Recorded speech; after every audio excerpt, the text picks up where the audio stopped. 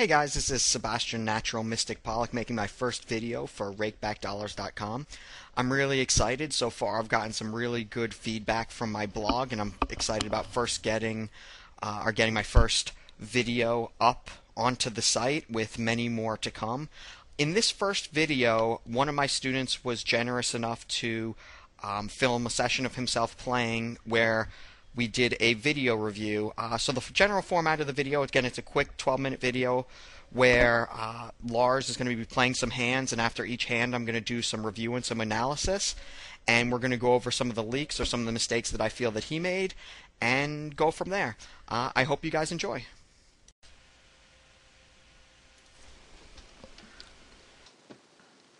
Okay, hello. Playing three tables on €20. Had some problems with some regulars, so I mainly focus on the regulars here. I have a decent hand, and I think I can probably 3-bet him good here for value. Okay, we're going to pause it right here and take a look at this hand here. I think this is a common mistake that a lot of micro-stakes players make, is they turn a hand that has a lot of value from calling in position that they bloat a big pot with, where they're kind of stuck in a difficult situation.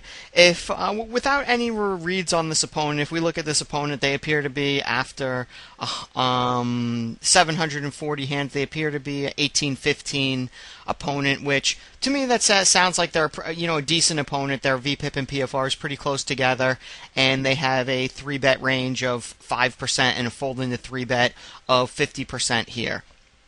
So in this particular spot, I think that 3-betting the ace-jack suited is a mistake. And the reason being is, again, I think this hand plays awfully well in position, especially in a small to medium-sized pot, and we're going to be able to do a lot of things.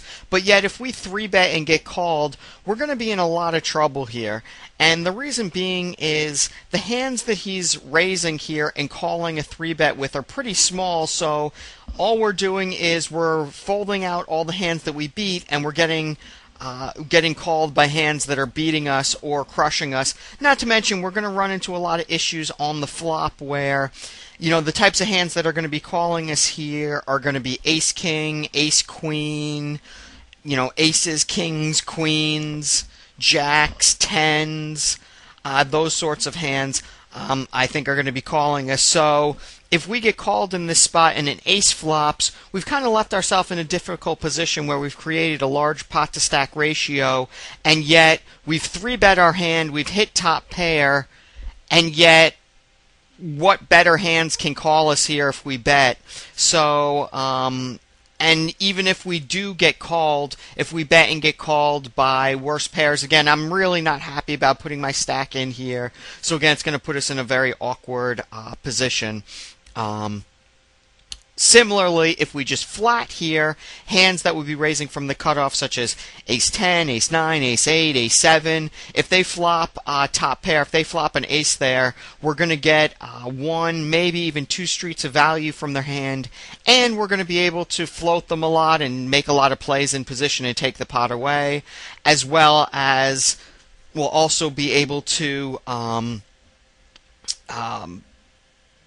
put a lot of pressure on them, again, just by playing the hand in position.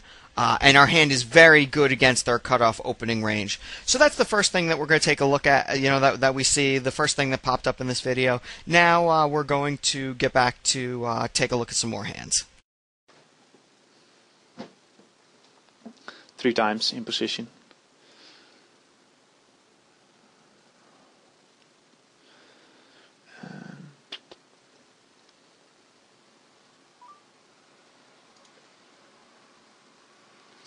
There are a few regulars on the tables. In the first one here we have the Terminator, a short stacker,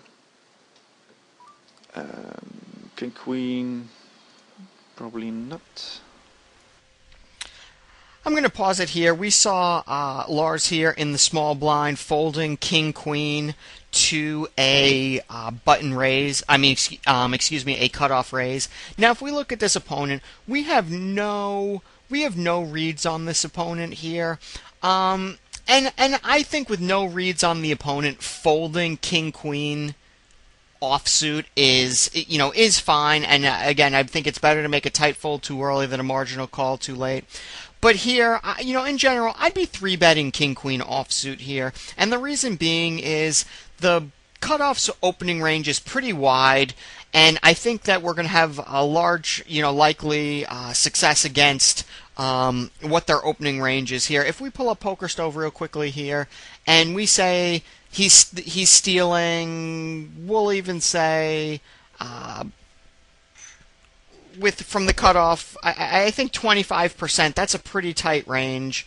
We'll hit OK. If we put king queen offsuit against there and we run it through, we're about 50-50 against his entire range. Now, given he has a lot of ace-x hands that they're going to be putting in there and that sort of thing, but out of this percentage of hands that he raises and calls with, he really, he can only call with a very small percentage of these hands in position.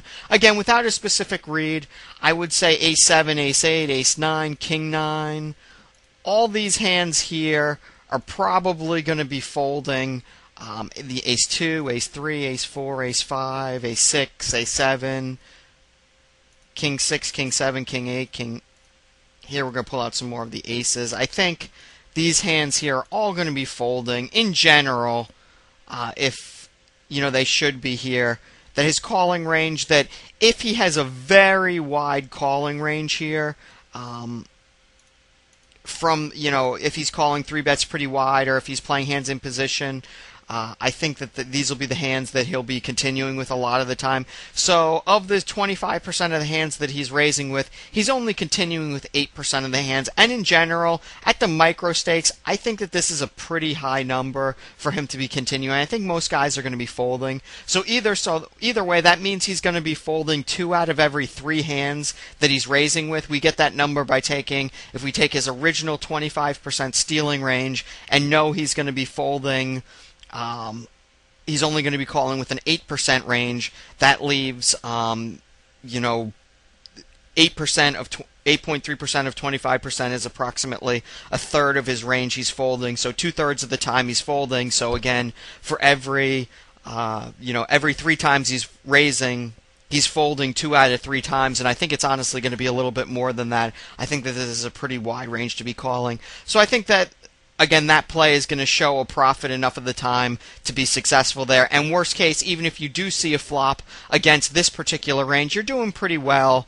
Against 8s, 9s, 10s, jacks, there's going to be a lot of bad boards. You're going to be able to hit pairs. Now, given that's also a hand that, you can get into a lot of trouble with, so I'd be very careful with. But I think king-queen versus a cutoff raise, folding, I think, is a little bit too weak in that spot, and I think calling, it makes it a little bit difficult to play the hand out of position. Again, I think by just 3-betting alone in that spot, and then not even putting in it, we won't even talk about post flop without even putting in a c-bet.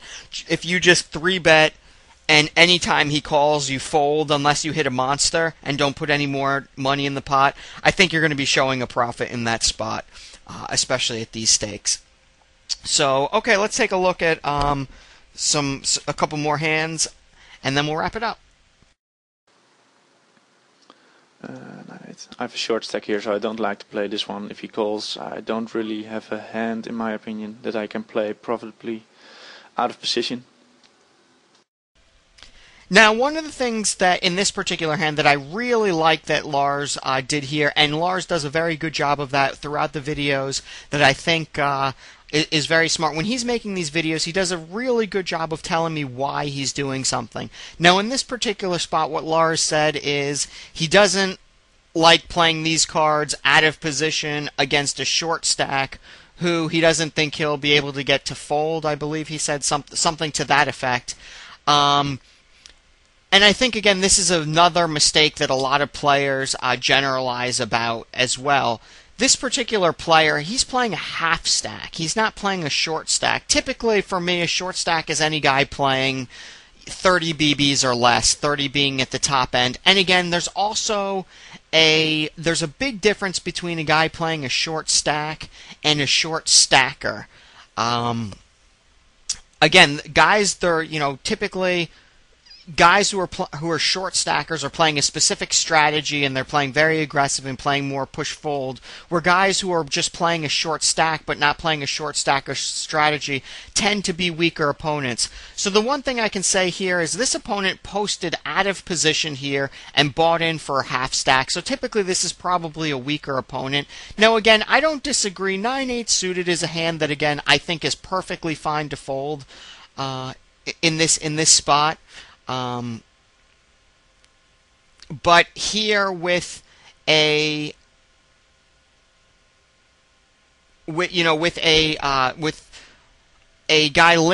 guy dead money in the pot here, I think it's also fine to raise this hand, because even if he calls, he posted out of position, and so his hand range probably isn't that strong when he just calls from the button.